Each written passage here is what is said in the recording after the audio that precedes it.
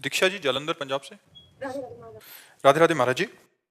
महाराज जी आपके प्रवचन सुनने से बहुत जीवन में परिवर्तन आया है। महाराज जी आप कहते हैं कि हमारे साथ अगर कोई बुरा करता है तो हमें ये सोचकर खुश होना चाहिए कि उसका हमारे साथ पूर्व जन्म का कोई ऋण था, तो जो हम उस समय चुका नहीं पाए इसलिए हमारे साथ इस जन्म में बुरा हो रहा है, तो यही सोचकर रख के उन्हें माफ कर देना चाहिए। लेकिन महाराज जी क्या भगवान जी भी यही सोचकर उस इंसान को माफ कर देंगे कि उसका पूर्व का प्रारब्ध था? क्या उसके लिए दुष्ट कर्मों की कोई सजा नहीं, उसको दंड मिलेगा।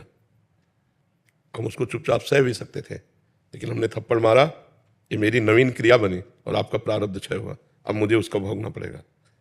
हमारे अंदर प्रेरणा हो रही, संयोग भी बना, आप गलत भी किए हैं, लेकिन क्या भारत सरकार ऐसा आदेश करती है क्या? आप सोचो, भगवान की तो बात छोड़ो, क्या भारतीय सरकार, हमारे कानून में ऐसा है क्या? रिपोर्ट करो, ऐसा है? रिपोर्ट करो, मतलब कानून अपने हाथ में नहीं ले सकते आप।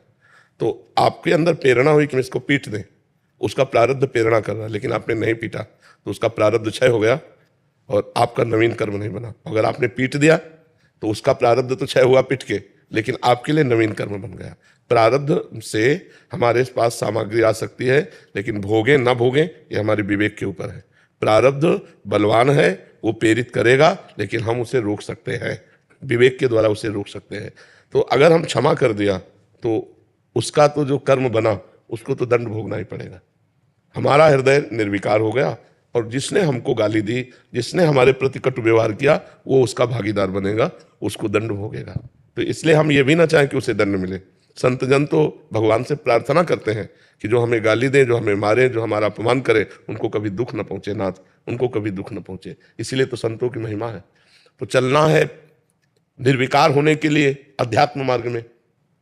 तो जब हमें कोई अपमान करता है तो हमारा प्रारब्ध क्षय होता है, हम उज्जवल हो रहे हैं और वो मलिन हो रहा है। तो हमारा प्रारब्ध हमें भगवान की तरफ बढ़ाता ले जा रहा है, निर्मल करता हुआ।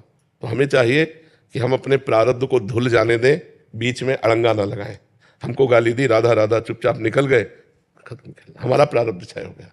तो ये भाव जो शास्त्र में सिद्धांत है उसके अनुसार चलना चाहिए, जिससे हम बहुत जल्दी निर्मल और आनंद में हो जाते हैं।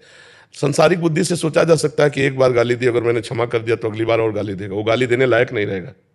तुम क्षमा करके तो देखो, उमा क्षमा साप होते भारी, अपने कर्म जाय अपकारी। उसको ऐसा दंड मिलेगा कि दोबारा आपसे बोलेगा नहीं, क्योंकि मालिक है ना, इस जगत का मालिक है, वो देख रहा है। अगर 10 बार आपको उससे अपमानित होना लिखा है तो अपमानित होना पड़ेगा, लेकिन 10 बार का अपमान का जो परिणाम उसके पास आएगा वो भूलकर किसी का अपमान नहीं करेगा। भगवान सबके ऊपर विराजमान है, इसीलिए उनको ईश्वर कहते हैं। उनका शासन में थोड़ा देरी तो होगी, लेकिन अंधेर नहीं होगी। देरी इसलिए होगी कि बहुत बड़ा हिसाब किताब है, और फसल आज बोई जाती है तो आज थोड़ी काट ली जाती है, 4 महीना 5 महीना बाद ही उस फसल को हम काट पाते हैं। ऐसे जो हम कर्म कर रहे हैं उनका कालांतर में दंड या पुरस्कार मिलता है, तुरंत तो नहीं मिलता है। हर कर्म का फल तुरंत नहीं मिलता है। बड़ा कर्म हो जाए, जैसे किसी संत की अपमान वृत्ति बन जाए, तो फिर तुरंत लागू हो जाएगा। साधु अवज्ञा तुरंत भवानी, कर कल्याण अखिल के हानि। मर्जी नहीं तो फिर नरक में मिलेगा अगर यहाँ का छूट गया तो? हाँ बिल्कुल, वो भगवान का विधान है। हाँ बिल्कुल, उसको भोगना अवश्य में भोगना ही पड़ेगा। युधिष्ठिर जी से भगवान ने कहा कि इतना कह दो अश्वत्थामा हतो, अश्वत्थामा मारा गया, तो उन्होंने बुद्धि लगा दी, नरो या कुंजरो, तो नरक दिखाया गया कि केवल आदेश था इतना कि अश्वत्थामा हतो बोलो, तो उन्होंने लगा दिया नरो कुंजरो। उतने भगवान ने संकट ध्वनि की, द्रोणाचार्य जी ने अश्वत्थामा हतो, मारा गया। ये युधिष्ठिर बोल रहे हैं, इसका मतलब सत्य। वो तुरंत उदास हुए, धृष्टद्युम्न ने जाके गला काट लिया द्रोणाचार्य जी का, क्योंकि द्रोणाचार्य जी का वध होना अनिवार्य था, इसलिए भगवान ने ऐसे। तो अगर आप अपनी बुद्धि लगाकर झूठ बोले तो आपको नरक दिखाया गया युधिष्ठिर जी को, और कहा जहां ये विचलित हो जाए वहीं पूरा हो गया इनका नरक।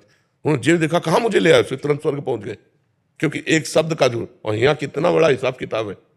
इसलिए भगवान का नाम जप करें, भगवान की शरण में हो तो जीवन आनंद में हो जाएगा। नहीं इतना लंबा हिसाब किताब कि हम भोग भोग के मरते रहें बार बार, तो भी हम अपने कर्मों का हिसाब नहीं पूर्ण कर पाएंगे। वो भगवान ही माफ कर दे तो बात बनेगी। भगवान की शरण में हो जाओ, भगवान का नाम जप करो, सब ठीक हो जाएगा। ये जो बीमारियां आती हैं, ये अंदर एक दुख आता है, जलन से लेकर, अंदर की जलन से लेकर बाहरी भारी विपत्ति तक, ये सब हमारे कर्मों का फल है। कर्म का फल अच्छा आया अंदर के लिए, और अंदर चिंतन बढ़िया होने लगा, मुस्कुरा रहा है, अब आनंद में डूबा जा रहा है।